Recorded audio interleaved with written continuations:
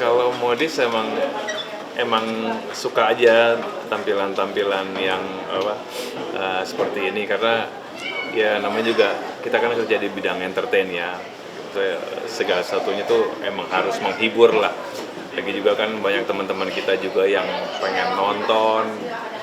Oh ya, yang pengen nonton, terus yang pengen melihat langsung gitu, ketika kita nyanyi, dan kadang-kadang kan mereka jauh dari rumah, terus membayar tiket. Nah itu kan apresiasi yang harus kita berikan dengan tampilan kita juga, selain stage act, fashion juga seperti itu.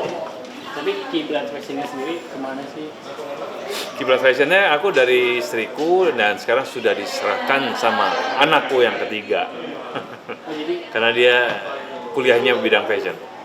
berarti anak tuh membantu memilihkan fashion untuk Banget, paling zaman dulu sih kalau kita ngeliat referensi aja. Biasanya dulu awal-awal ngeband tuh pengen fashion, beli majalah fashion, mana ya yang cocok, mana yang ini. Cuman kayaknya aku juga pribadi kayaknya emang lumayan pede sih untuk pakai baju apa aja. Jadi mungkin itu yang membuat orang kayaknya ngeliatnya ya cocok-cocok aja gitu. Aku nggak mikirin ini bakal cocok apa enggak sih, yang penting aku nyaman aja. Kayaknya seru nih kalau pakai warna ini, kayaknya seru nih kalau pakai pakaian ini gitu. tapi ada yang kayak harus mahal gitu. Enggak. Aku justru enggak. Justru aku kalau mahal-mahal tuh aku nggak prioritaskan lah gitu. Maksudnya kalau ya kecuali ada rezeki atau dikasih hadiah ya mungkin tuh bisa seperti itu. Cuman kalau untuk beli mahal gitu dulu sih masih oke lah. Cuman sampai sekarang kan udah punya anak, kayaknya prioritasnya udah lebih beda ya, mendingan lebih untuk anak-anak, sekolahnya atau segala macam. Cuman aku lebih milih fashion itu justru nggak dari harganya, tapi matching-matchinginnya tuh, kombinasinya lah yang aku lebih suka. Kalau sekarang sendiri nih ada inspirasi apa nih untuk memakai outfit hari ini? Ini sih tadi kebetulan emang lagi kepikiran kayak gini aja karena temanya juga katanya lebih cerah, warna-warna. Ya kepikiran wah, mana nih baju yang belum kepake gitu aja. Kadang-kadang kan kita pakai juga baju yang udah kepake banyak, cuman kalau kita kombinasikan lagi dengan yang lain, kadang-kadang itu menjadi sesuatu yang baru lagi gitu. Mungkin boleh di spill mungkin dari atas sampai bawah Hah? budgetnya mungkin. Harga mah enggak seberapa ini. Nggak tahu, udah lupa harganya. Jadi emang nggak yang memikirkan. Nggak mikirin harga, pokoknya murah lah. Oke. Gitu aja, jangan mahal-mahal. Mungkin ada lagi nih kan kemarin ini sempat rame tentang Ini apa Diko ini? dari Epic ya Pak, Oh, sama itu tentang istri itu harus kerja buat dapetin yang dia mau. Nah, siapa tuh? ada dari Ohim yang Salsa, dia bilang istri itu harus kerja untuk dapetin apa yang dia mau. Nah, tanggapan sebagai seorang suami dari Oh, itu mah berkeluarga seperti apa sih? ya beda-beda sih, itu sah-sah aja sih. Cuman kalau aku lebih lebih rezeki yang kita dapetin suami sama istriku itu ya rezeki kita sama-sama. Jadi kalau emang mau dipakai untuk kebutuhan apapun ya nggak monggo gitu. Cuman kan kadang-kadang kita ngeliat prioritasnya kan sampai di mana gitu. Cuman ya aku juga kadang-kadang juga suka ngasih hadiah spesial untuk istri. Ya suka mengapresiasi setelah apa yang sudah dia lakukan selama ini, menjaga kita, suaminya, menjaga anak-anaknya, itu kadang-kadang butuhlah kita apresiasi sekali-sekali kan, kalau lagi ada rezeki ya kan. Cuman aku lebih memilih kalau seandainya emang penghasilan dari suami dan istri itu ya rezeki kita bareng-bareng. Berarti nggak ada kayak istri itu harus kerja, istri harus Enggak kayak gitu. Aku bukan tipe yang kayak gitu. Hmm. Mungkin ada, cuman aku bukan tipe kayak gitu. Cuman kalau emang istriku pengen kayak gitu ya nggak apa-apa juga. Kadang-kadang juga, saya mau nabung gitu, mau beli sesuatu, ya pakai aja dulu. Enggak, aku mau nabung aja. Oh ya udah terserah. So kayak nggak apa-apa. Kan yang ngatur keuangan Menteri Keuangannya istri. Aku tinggal kerja transfer ke. Aku cuman yang penting kasih aku uang jajan, yang selebihnya ya istri yang ngatur udah. Kalau soal mendidik anak seperti apa? Nah, mendidik anak kita berdua gitu. Cuman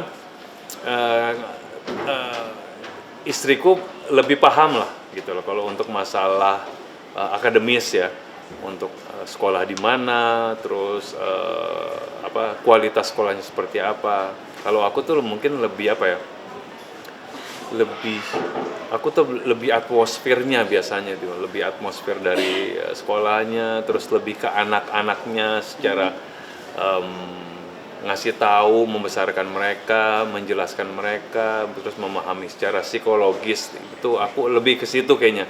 Cuman kalau untuk masalah sekolah mana yang bagus, browsing atau segala macam tuh udah urusan istri itu. Jadi kan sekarang udah beranjak dewasa juga ya, Ya. ketiga anaknya. Seperti apa sih menjaganya? Menjaganya kita tetap ada aturan-aturan yang istilahnya nggak boleh dilanggar lah gitu, karena aturan yang kita buat itu udah jelas-jelas itu untuk yang terbaik buat dia sampai masa ke depan gitu loh.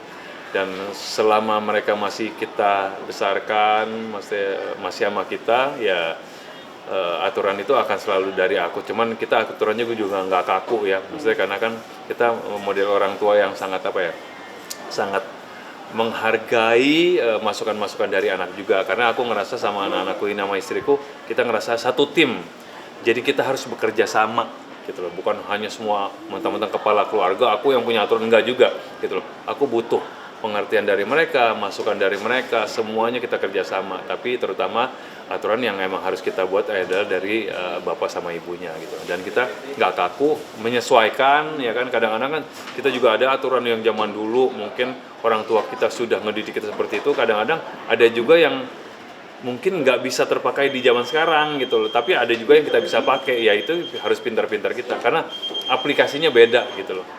Apakah aturan itu soal memilih pasangan mungkin untuk?